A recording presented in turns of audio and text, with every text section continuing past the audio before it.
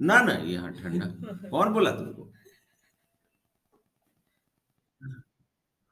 नहीं नहीं, यहाँ तो हम लोग ठंडा ठंडा है जी। सब अभी कोल्ड ड्रिंक पी के आ रहा है। तो आज हम लोग रिपीट करेंगे chapter 3 class 9 atom and molecules. परीक्षा की घड़ियां नजदीक है और हमें लगता है कि ये रिवीजन जो है आपके लिए अभी अमृत के समान होगा। इसलिए मेरा मानना है कि इसके ओवरव्यू को, क्योंकि आपने इसमें बहुत सारी चीजों को पढ़ रखा है ना, इसलिए हम लोग इसके ओवरव्यू को आपके सामने रखते चलेंगे। एक्चुअल में हमें क्या पढ़ना है। सबसे पहली बात तो ये 500 बीसी, आपको पता होगा 500 बीसी, 500 बीसी बिफोर क्राइस्ट में एक महर्षि का नाम आता है जिनका नाम था कनड। और इन्हीं के पैरेलल में एक दूसरे ऋषि महर्षि का नाम आता है जिनका नाम था कातियामा। क्या नाम था उनका? कातियामा। इन दोनों लोगों ने ये बात बताई थी कि दुनिया के किसी भी चीज को यदि आप तोड़ना शुरू करते हैं तो तोड़ते तोड़ते सबसे लास्ट में एक ऐसा सिचुएशन आएगा कि अब आपको तोड़ पाना मुश्किल हो जाएगा। जिससे इन लोगों ने ये अंदाजा लगाया, इनकी फिलॉसफी थी कि दुनिया का हर चीज छोटे छोटे पार्टिकल से मिल करके बना हुआ है, जिसमें कि कहा गया कि ये पदार्थ कहा, इन लोगों ने उसको क्या कहा? पदार्थ। हिंदी में इसको कहा पदार्थ, लेकिन हम इसी चीज को इंग्लिश में मैटर के रूप में जानते हैं। ठीक है। ये लोग कहते हैं कि ये जो सबसे छोटे पार्टिकल्स थे उसको अणु या परमाणु के नाम से जाना गया। अणु या परमाणु के नाम से जाना गया, जिसके जिसके लिए आज के डेट में जो हम टर्म्स लिखते हैं वो लिखते हैं क्या? मॉलिक्यूल्स एंड क्या? एटम। क्लियर है?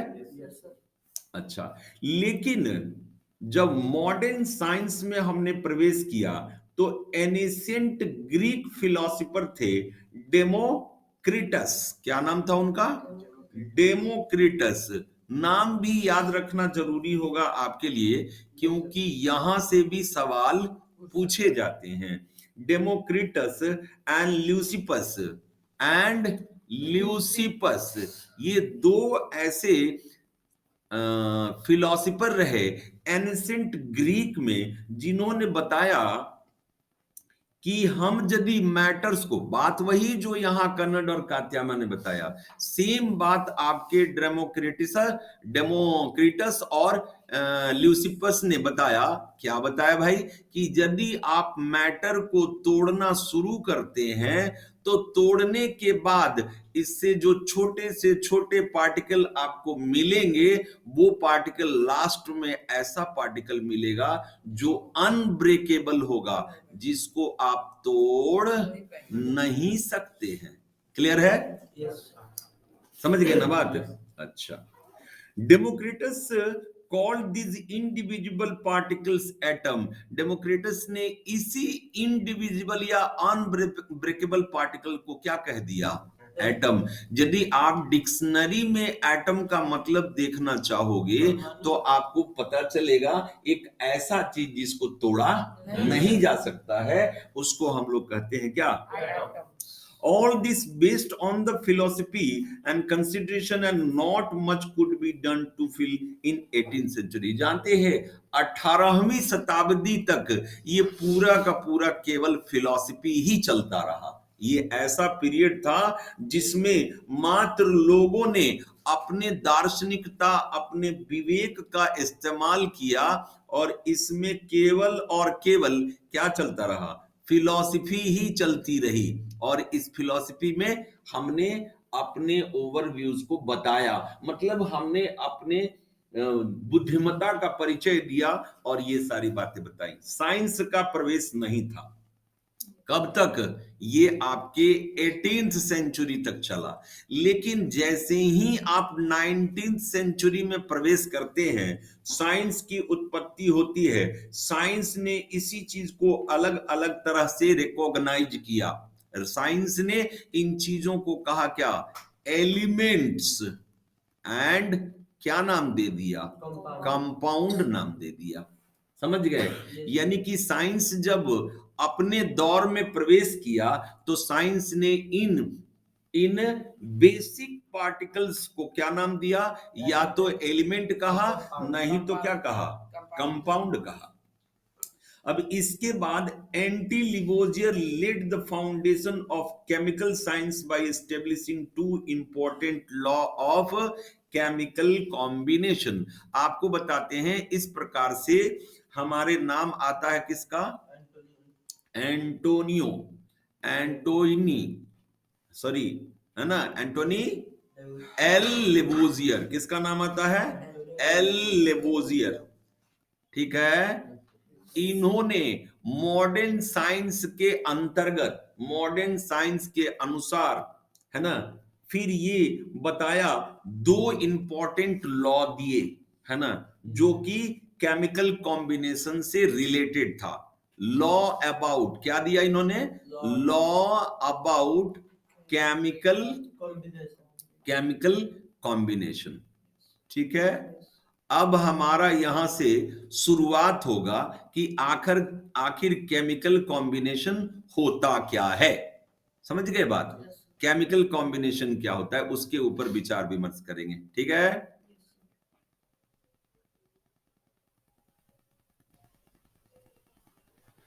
अब हम लोग जानेंगे कि केमिकल कॉम्बिनेशन क्या है।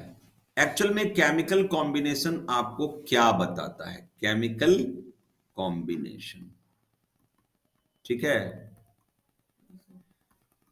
It define about the combination of क्या? Combination of substances. क्या?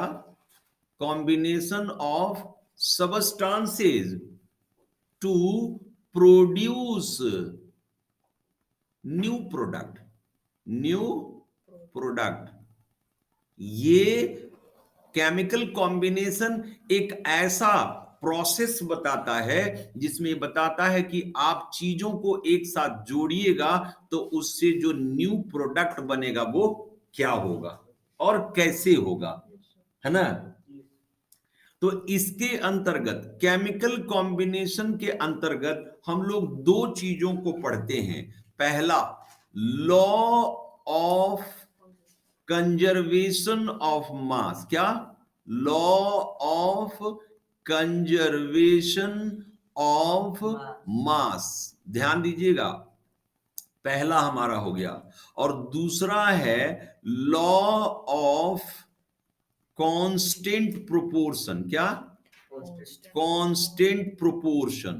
प्रोपोर्शन, है ना। हालांकि रेफरेंस बुकों में आप देखिएगा 3 दिया हुआ है, लॉ ऑफ मल्टीपल प्रोपोर्शन, जो हमको 11th में पढ़ना है। तो आइए अपने सिलेबस के अनुसार चलते हैं। एक चीज देखिए, एक घरेलू बात के अनुसार, जरा मेरी बात पे ध्यान देना। यदि आपके पेरेंट, हम पहले वाले को आपके सामने डिफाइन करने जा रहे हैं, लॉ ऑफ क्या? कंजर्वेशन ऑफ मास के बारे में आपको बताना चाहते हैं। ठीक है। तो आपको, यदि हमने कहा घरेलू स्तर पर एक एग्जांपल लेते हैं, आपके घर से आपको कुछ पैसे दिए जाते हैं, जाइए सामान खरीद करके लाइए। तो आप सामान खरीद करके लाए तो सारे पैसे जो आपने खर्च किए, घर वाले आपसे हिसाब लेंगे ना, कितना कितना का क्या क्या दिए, और सारा आपका काउंटिंग मिलना चाहिए, हिसाब कहां कहां कितना कितना खर्च किया और टोटल आप कितना लेके गए थे, कितना वापस लेके आए, ये सब तो आपको पता चलना चाहिए ना। टोटल मनी के बराबर होना चाहिए। ये बात भी यहां पर वही कह रहा है। सपोज कर लीजिए मेरे पास कोई सबस्टांस ए था और दूसरा कोई सबस्टांस मेरे पास बी था।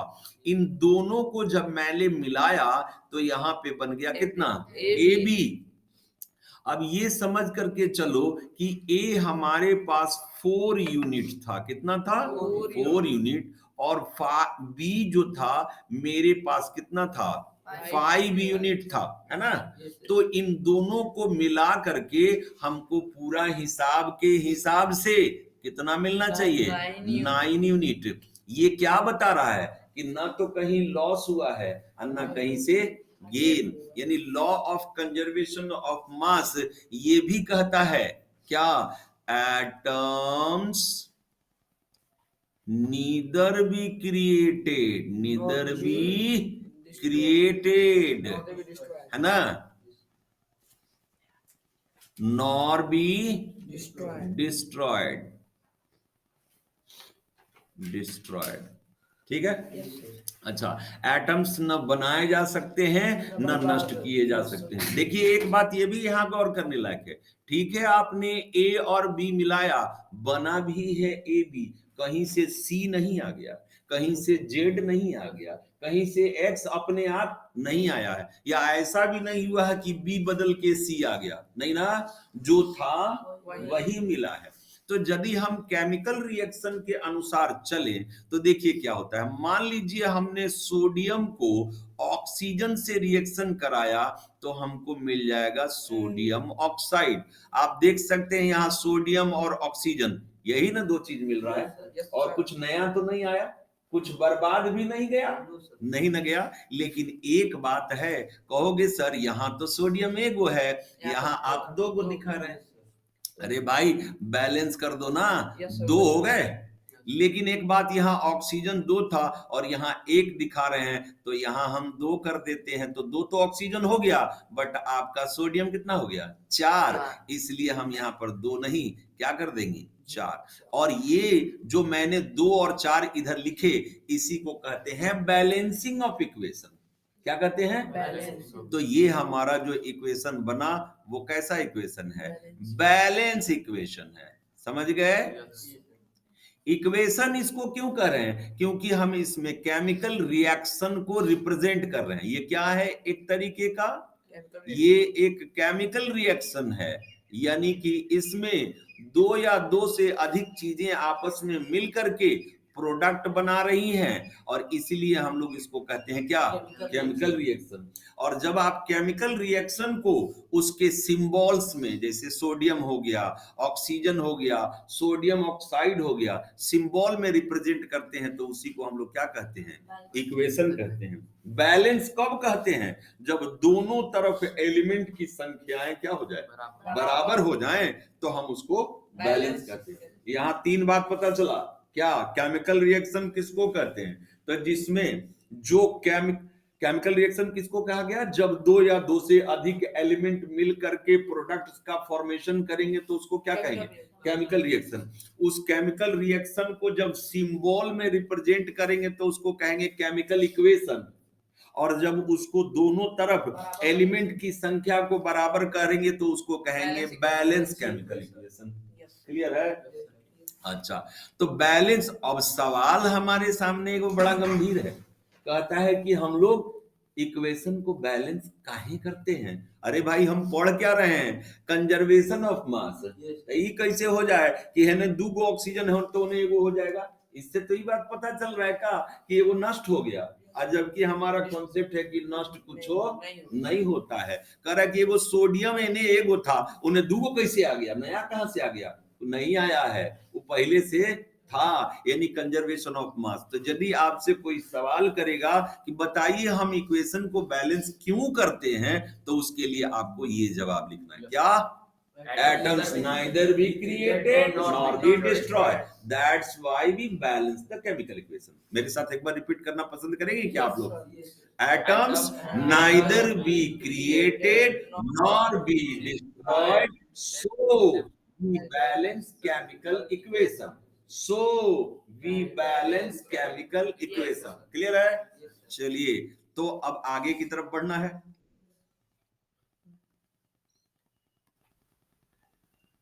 तो आइए नेक्स्ट टर्म में क्या देखते हैं, law of constant proportion. Actual में जानते हैं प्रोपोर्शन आपने मैथ में पढ़ा है, जिसको हम लोग रेशियो कहते हैं या हिंदी में अनुपात। ठीक है, क्या आपको पता है कि जब हम चाय बनाते हैं, सिंपल सा, हमको लगता है लड़का हो या लड़की सबको चाय बनाने का तो आइडिया जरूरी है, तो क्या हम चाय बनाते हैं तो जितना पानी लेते हैं उतना ही दूध लेते हैं? जितना दूध पानी लेते हैं उतना ही चाय पत्ती डालते हैं? जितना हम दूध पानी चाय पत्ती डालते हैं उतना ही चीनी डालते हैं? नहीं, सबका प्रोपोर्शन क्या है? वो तो फिर जितना जितना वो सब है लेंगे तो का जाने का बन जाएगा? नहीं, सबका प्रोपोर्शन क्या होता है, अलग अलग। उसी तरीके से जब केमिकल रिएक्शन होता है तो अलग अलग चीजें भी अलग अलग प्रोपोर्शन में जुड़ती हैं। वही हमको यहां बताया गया, क्या, लॉ ऑफ कांस्टेंट प्रोपोर्शन। ठीक है, तो law of constant proportion state that, क्या कहता है, एलिमेंट्स, क्या, elements join to each other, join to each other in simple and fixed proportion, simple and fixed proportion, proportion। आपको जो मैंने चाय वाला एग्जाम्पल दिया, वो चाय वाले एग्जाम्पल में थोड़ी सी एक बात है, हम लोग अंदाजा वाला काम करते हैं। मम्मी को देख के अंदाज से चीनी चाय पत्ती डाल देते, तुरंत तराजू पर वजन करके डालते। लेकिन उस चाय डोमेस्टिक वर्क से हमारा केमिकल थोड़ा सा चेंज है। यहां पे सच में नाप करके पड़ेगा, वजन करके पड़ेगा, जोख के पड़ेगा, अपने हिसाब से लेगा।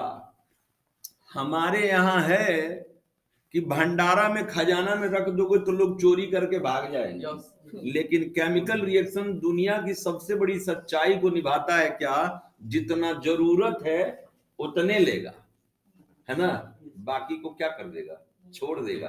मानव की तरह हाहो दैया नहीं समाया हुआ है, कहा लूट लो जितना लूटना है, नहीं है, यहां बात है। लेकिन केमिकल रिएक्शन भी प्रकृति की सच्चाई को दर्शाता है कि there is everything for your need, nothing for grid.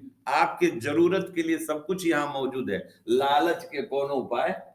तो ये chemical reaction law of constant proportion ये बात को यहां पर सत्यापित करता है, बताता है क्या, कि जितना जरूरत है उतने लेंगे। दिखाएंगे आपको अभी, है ना। आइए देखते हैं कैसे। सबसे पहली बात हमारे पास कि हम एक सिंपल सा केमिकल रिएक्शन लेते हैं हाइड्रोजन और ऑक्सीजन को मिला करके। ठीक है, जब हाइड्रोजन को इन प्रेजेंस ऑफ ऑक्सीजन में जलाइएगा ना, तो बेटवा जानते हैं क्या बनेगा, यहां पर H2O बनेगा। क्या बनेगा, यानी पानी बनेगा, पानी बनेगा। अब जरा देखिएगा, हम लोग इसके प्रोपोर्शन को सोचते हैं, क्या ये इक्वेशन बैलेंस है, जरा सोच लो, देख लो, क्या ये इक्वेशन बैलेंस है? यस सर, नो सर, दोनों तो आखिर माने किसको, यस वाले को कि नो वाले को? बैलेंस कैसे चेक करेंगे? यहाँ कितना हाइड्रोजन है, दो। यहाँ कै गो है, यहाँ ऑक्सीजन, यहाँ ऑक्सीजन एक है, बैलेंस है नहीं है। तो एगो काम करते हैं, दो गो ऑक्सीजन है तो इधर दो लगा दिए, ऑक्सीजन बैलेंस। लेकिन इसके चलते यहाँ चार गो हाइड्रोजन दिखाने लगाते, यहाँ लगा दिए दो, हो गया चार हाइड्रोजन दो ऑक्सीजन, यानी चार हाइड्रोजन और ठीक है। अब हम लोग आपको बताते हैं, ये जो लेफ्ट साइड में हम लोग लिखते हैं ना किसी भी केमिकल रिएक्शन में, इसको कहा जाता है रिएक्टेंट। क्या कहते हैं? और इधर जो बनता है उसको कहते हैं प्रोडक्ट। वाह, वेरी गुड, ऐसे ही याद होना चाहिए। अब जरा देखिएगा, रिएक्टेंट के अंदर हमारे पास क्या था बेटा, हाइड्रोजन। कै गो हाइड्रोजन है, चार गो। चार हाइड्रोजन, एक हाइड्रोजन का एटॉमिक मास यूनिट 1 होता है, तो चार गो के कितना हो जाएगा, 4 यूनिट। मास कितना हो गया, 4 यूनिट। कितना मास हो गया, 4 यूनिट। ठीक है, अच्छा। ऑक्सीजन कितना है यहां पर, रिएक्टेंट में 2 गो है ना, तो एक ऑक्सीजन का एटॉमिक मास यूनिट होता है 16, तो कितना हो जाएगा 32। वाह, यानी कि 32 हो गया। अब यदि हम इन दोनों का रेशियो निकालें, किसका, हाइड्रोजन इज टू ऑक्सीजन, तो क्या हो जाएगा 4:32। मीन्स सिंपल में हम देखिए लिखे हैं सिंपल, तो सिंपल में करेंगे तो कितना आ जाएगा 1:8 रेशियो। अब चलते हैं प्रोडक्ट में। प्रोडक्ट में क्या कर रहा है, हाइड्रोजन कै गो है भाई 4 गो, तो यहां कितना आ जाएगा 4 यूनिट आएगा ना। ऑक्सीजन कै गो है यहाँ पर 2 ठो, तो ये कितना आ जाएगा 32 यूनिट। और फिर इधर भी लिख लेते हैं क्या हम लोग, हाइड्रोजन और ऑक्सीजन का रेशियो, तो हमको क्या देखने को मिल रहा है 4:32। मीन्स यहाँ पर सिंपल में 1:8। देख लीजिए, जो आपके रिएक्टेंट में रेशियो था वही आपको प्रोडक्ट में मिला। जानते हैं, एक छोटा सा बात हम अपनी तरफ से आपको पेश करना चाहेंगे। एक चीज देखिए, यदि यहाँ रेशियो 1:8 है तो सम ऑफ रेशियो कितना हो गया, सम ऑफ रेशियो कितना हुआ बेटा 9 हो गया ना, 8 1 9। तो हम 9 लाने का तो हमारे पास बहुत सारा तरीका है। 2:7 भी कर सकते हैं, 4:5 भी कर सकते हैं, 3:6 भी कर सकते हैं, सबसे 9 आएगा। लेकिन नहीं ना, रूल इज रूल, जैसे पहले था वैसे ही बादों में है ना। का आजकल के बिगड़ल लइकन जैसा नहीं है का, जो मन में आया 9वें नु कहले रहा, 9वें ना बोले थे जी, 9 ले देनी 3 6 नहीं।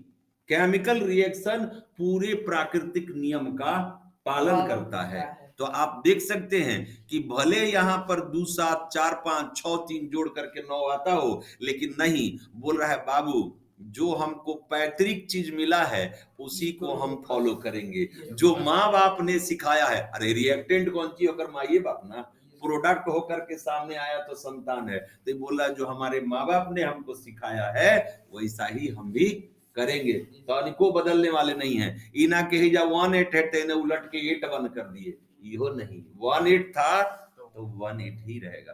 क्लियर है। तो लॉ ऑफ कंजर्वेशन ऑफ मास कर देते हैं। तो इन दो रूल्स के बाद, law of conservation of mass and law of constant proportion के बाद, जॉन डाल्टन नाम के एक साइंटिस्ट आए जिन्होंने एटम से रिलेटेड कुछ बातें हमें बताई, जिसमें इनका सबसे पहला जो बात था, इन्होंने कहा कि हर एक चीज एटम से बना हुआ है ना, जो कि केमिकल रिएक्शन में टेक पार्ट करता है। ठीक है, ऑल थिंग्स मेड ऑफ क्या, एटम्स विच टेक पार्ट, क्या, which takes part in chemical reaction. कौन चीज में, हाँ, इन केमिकल रिएक्शन में ये टेक पार्ट करते हैं। कौन करते हैं, एटम्स टेक पार्ट करते हैं। चलिए, पहली बात तो समझ में आ गई। दूसरा नंबर, इन्होंने कहा कि एटम्स आर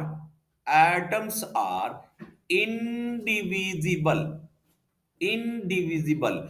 और अब की बार हमारा क्वेश्चन है मिस्टर क्षितिज कुमार से। भाई बराबरी का बनता है ना, इन्होंने पूछा तो हमको भी पूछना चाहिए। चलिए क्षितिज कुमार बताइए, ये जो दूसरा पोस्टुलेट डाल्टन एटॉमिक थ्योरी का था, ये सही है या गलत है? सही है, आप गलत हैं, क्योंकि एटम्स को बाद में डिवाइड कर दिया गया। एटम्स के अंदर से ही इलेक्ट्रॉन, प्रोटॉन और न्यूट्रॉन निकले, तो टूटा तबे तो निकला। तो इसका मतलब है कि जॉन डाल्टन ने जो बताया था कि एटम्स आर इनडिविजिबल, ये उनके समय में उनकी जानकारी तक सही रहा होगा, क्योंकि उस समय इक्विपमेंट्स वैसे नहीं थे। बाद में जब साइंस ने डेवलप किया और आगे के एक्सपेरिमेंट्स किए गए तो पाया गया कि एटम्स को भी तोड़ा जा सकता है। यानी हम डाल्टन को गलत नहीं ठहरा रहे हैं, वक्त को गलत ठहरा रहे हैं, क्योंकि उस समय उनके पास इक्विपमेंट नहीं होगा, तो जैसा था वैसा जानकारी उन्होंने दिया। चलिए धन्यवाद है डाल्टन को। चलिए तीसरे नंबर पे चलते हैं। तीसरा नंबर कहता है क्या, atoms of given element are identical.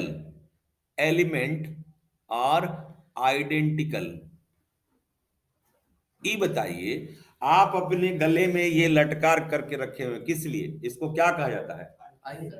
I card.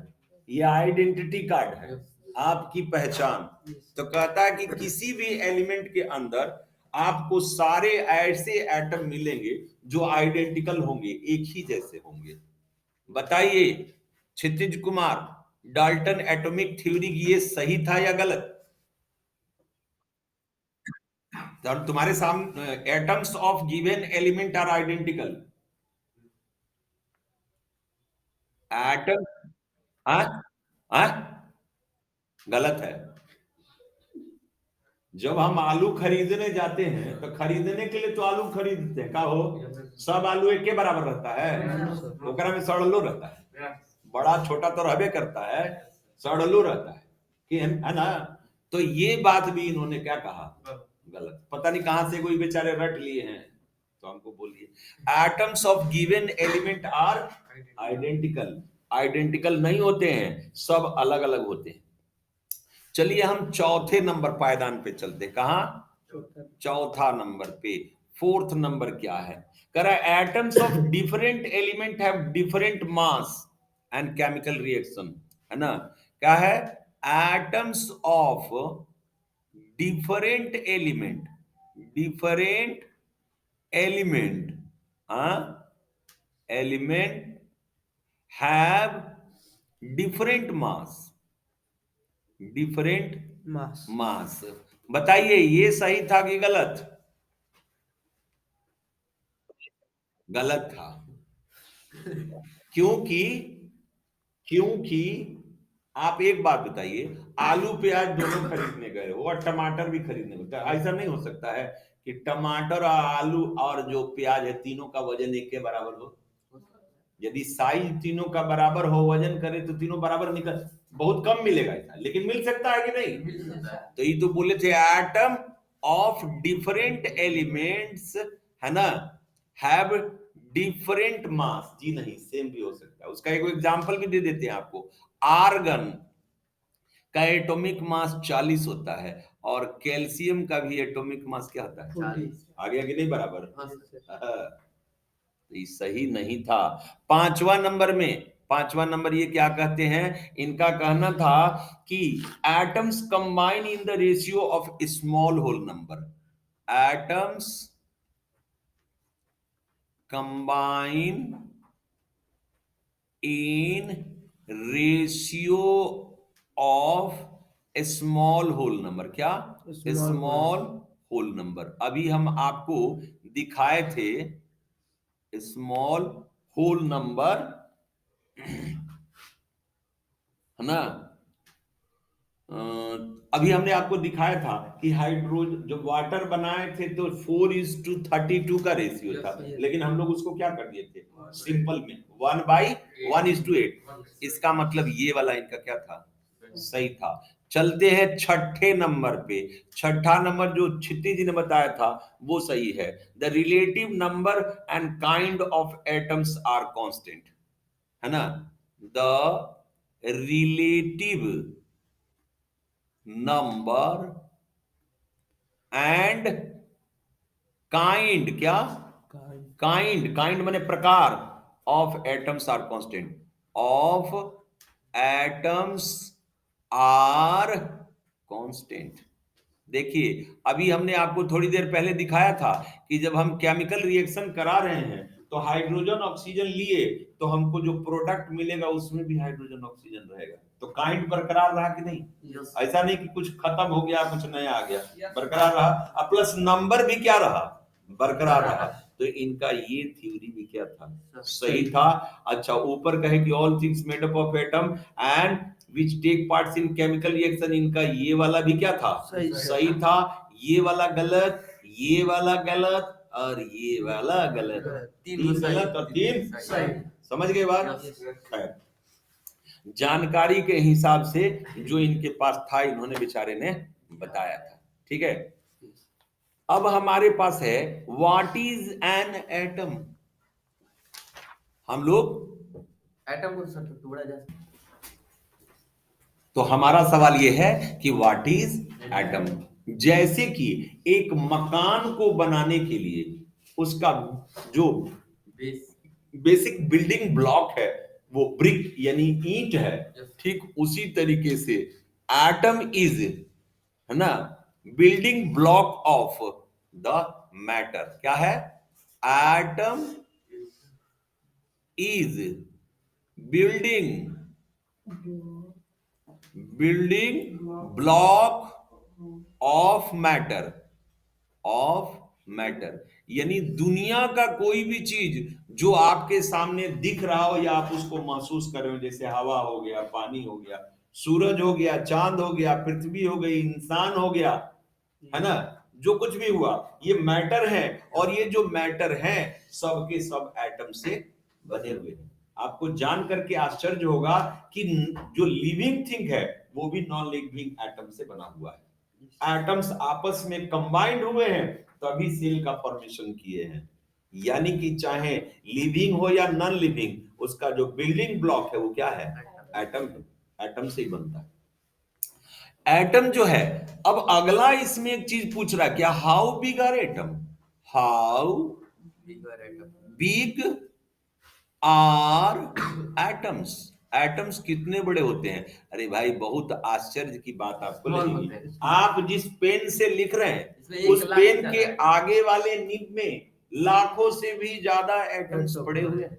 अरे वो आगे वाला निब तो ऐसे आसानी से दिखता नहीं है, उसके लाखों एटम कहां से दिखेंगे। हम एटम्स को नेकेड आई से नहीं देख सकते हैं, इनका साइज बहुत ही छोटा होता है। इलेक्ट्रॉन माइक्रोस्कोप से देख सकते हैं। तो हम नेकेड आई ना बोले थे हो। Yes sir. अच्छा, तो कहता है कि हाइड्रोजन एटम, कौन सा जी, हाइड्रोजन एटम दुनिया का सबसे छोटा एटम है। आपको बता दें इसका साइज जो है 10⁻⁻10 मीटर होता है। 10⁻⁻10 मीटर होता है। एक यूनिट समझ लीजिएगा, आपको न्यूमेरिकल बनाने में मदद करेगा। 1 metre is equal to 10⁻9 nanometre के बराबर होता है। नैनो कार जानते हैं ना, मनोज सिंह मनोज तिवारी बड़ी बढ़िया वो गाना गाया था कि नैनो कार आई बा, सुने थे? बड़ी मस्त गाना था, हमको बड़ी अच्छा लगता है। शंकर जी पे गाया है क्या, बसा बैल के छोड़ा नैनो कार आइल बा, ओकरे सवारी करो कम तेल लगेगा एकरा। शंकर जी के सिखा रहे थे वो। देखो वह गीत गाया कि एमपी बन गया के। हाँ हाँ, दिल्ली में एमपी बन गया। समझ गए बात? अच्छा, तो एटम्स का ये जो सबसे छोटा था ना वो हमने आपको दिखाया। ये 10⁻⁻10 जो है ना, ये बहुत ही छोटा नंबर हो गया, यानी कि दशमलव में 10 नंबर, दशमलव में 10 नंबर, तो काफी छोटा हो जाएगा ना, है कि नहीं? अब जैसे एक चीज देखिएगा, समझ में आएगा आपको, मेरी बात को समझने की कोशिश कीजिए। 0.1 बड़ा है किससे? 0.01 से। फिर 0.01 बड़ा है 0.001 से। फिर ये बड़ा है 0.0001 से। इसको कैसे लिखेंगे आप? ये देखिए, इसे 10 टू द पावर में लिखना होगा, तो 1 इंटू 10 टू द पावर -1। इसको क्या लिखोगे? 1 इंटू 10 टू द पावर -2। इसको क्या लिखोगे? 1 इंटू 10 टू द पावर -3। इसको क्या लिखिएगा? 1 इंटू 10 टू द पावर -4। तो छोटा होते जा रहा है ना। अब समझ ल कि यही कहाँ है, ई वाला है 10 टू द पावर -10 में, तो समझ लीजिए कि कितना छोटा होगा। कल्पना नहीं कर सकते हैं आप, है ना, क्योंकि उतना छोटा चीज हम लोग देखबे नहीं किए, तो हम कंपेयर किससे करें। है ना। चीटी से भी। लेकिन विज्ञान चीटी उससे भी चीटी छोटा। में लाखों करोड़ों एटम होगा, है नहीं, समझ गए बात। Yes, sir. अच्छा, तो अब कहते हैं कि एटम्स पाए कैसे जाते हैं। देखिए atoms, how how atoms exist, कैसे पाए जाते हैं। सर ये मीटर में रहते हैं। अरे भाई, ये फ्री स्टेट में भी पाए जाते हैं और ये कंबाइंड फॉर्म में भी पाए जाते हैं, दोनों तरीके से। फ्री मतलब क्या, इसके साथ कोई रहबे नहीं करेगा, अकेले मस्त मौला मौलाना आदमी का। हाँ, अब कंबाइन के मतलब क्या, केहू न केहू के साथ संगतिया, दोस्त, मित्र, फ्रेंड लेकर के, है ना। Friend friend is Indeed and friend is need का, हर एक दोस्त जरूरी होता है। तो कुछ कुछ ऐसा होगा कि बिना दोस्त के उनको घोटेबो नहीं करेगा, और कुछ कुछ ऐसा है मस्त मौलाना अकेले में अपन काम है। तो कुछ आइटम ऐसे हैं जो फ्री में अकेले रह लेते हैं, और कुछ कुछ कंबाइन हो करके भी मिलते हैं। अब जैसे इसमें जितना तुम्हारा इनर्ट है ना, इनर्ट गैस, कौन गैस, इनर्ट गैस, ये सब अकेले रहेगा। लेकिन ज्यादातर तुम्हारा मेटल, नॉन मेटल, ठीक है, ये सब जो है वो आपके क्या रहते हैं, कंबाइंड फॉर्म में ही पाए जाते हैं। समझ गए बात को। चलिए, अब देखिए सबसे पहला बात अभी हम लोगों ने क्या लिखा था कि जब हम एलिमेंट्स या कंपाउंड को आपस में मिलाते हैं तो उससे केमिकल रिएक्शन होता है। अब जैसे जरा एक चीज देखिएगा, मान लीजिए कि हम लोग यहाँ पे ले लेते हैं जिंक, है ना, और कॉपर सल्फेट, ठीक है। जिंक आपका हो गया एलिमेंट, ठीक है, और ये कॉपर सल्फेट हो गया कंपाउंड, ठीक है। इसके मिलाने से एक रिएक्शन होगा ZnSO4 और कॉपर हो गया क्या, अलग हो गया इसमें, ठीक है।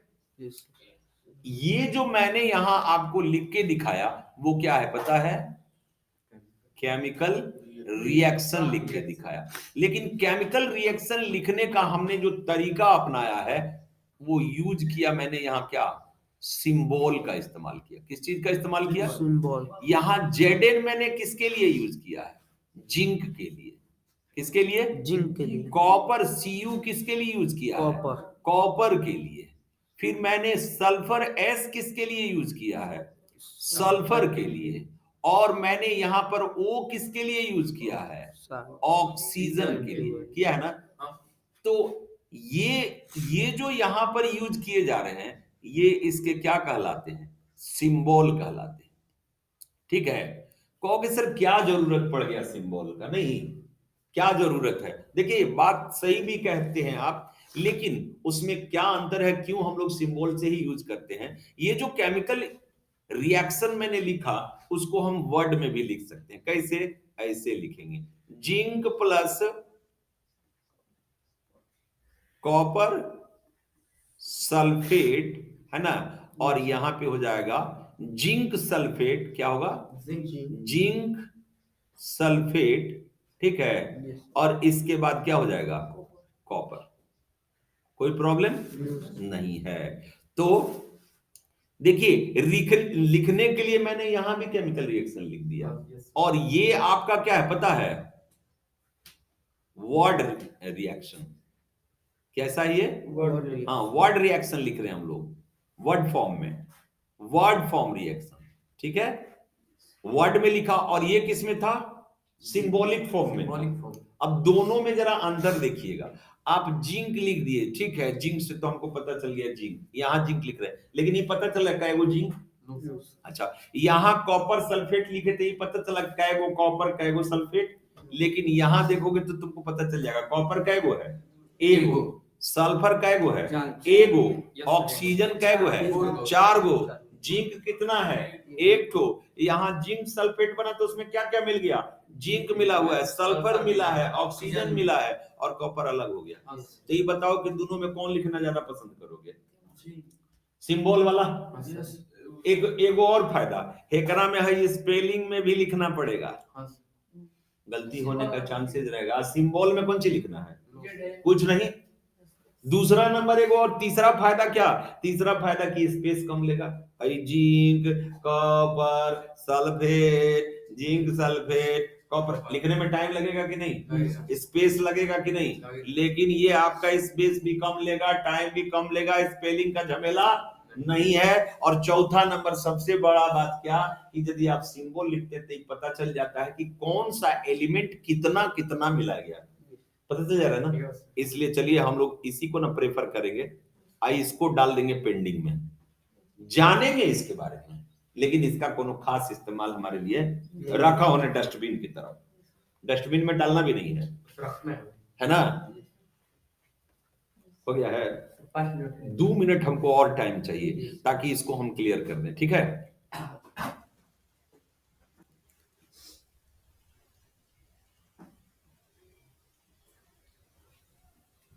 तो जैसा कि हमने देखा कि सिंबल में ही केमिकल रिएक्शंस को लिखना बेहतर होगा, तब तो हमको जानना ना पड़ेगा कि किसका सिंबल क्या होगा।